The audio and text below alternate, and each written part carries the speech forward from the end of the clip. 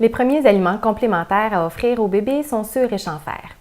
Les céréales enrichies pour bébé, bien sûr, mais aussi la viande, le poulet, le poisson, les légumineuses, le tofu et les œufs. Faire des purées riches en fer, ça prend peu de temps et peu d'ingrédients. Par exemple, pour faire une purée de poisson, ça prend le poisson de votre choix, cuit soit au four ou poché et réduit en purée avec un mélangeur électrique. Faire une purée de légumineuses, c'est encore plus simple. Il suffit d'ouvrir une boîte de conserve, de bien rincer les légumineuses et de les réduire en purée avec un petit peu d'eau. Généralement, les enfants acceptent plutôt bien les céréales, les purées de légumineuses et le tofu, mais ça a tendance à se corser avec la viande rouge.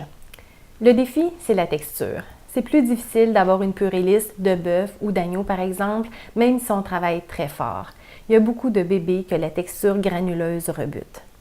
Vous voulez offrir une purée riche en fer à votre bébé sans lui faire vivre l'enfer? Voici des trucs.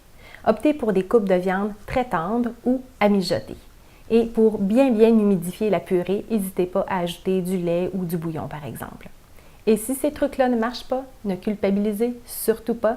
Il existe des bonnes purées de viande du commerce et pendant quelques semaines, en attendant que bébé accepte des nouvelles textures, ça peut dépanner.